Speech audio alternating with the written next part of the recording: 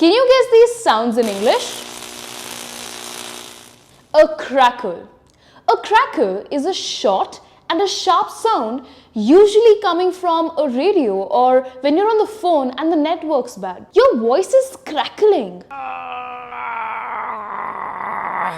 Groan. It's a sound of pain and discomfort. He collapsed, groaning in pain. Wail. It's a high-pitched, sharp sound like a siren or a cry when you're in pain. The wail of sirens woke me up. That's a howl. A howl is usually made by animals like a dog or a wolf. I heard a dog howling throughout the night. And what is this sound called? Let me know in the comments.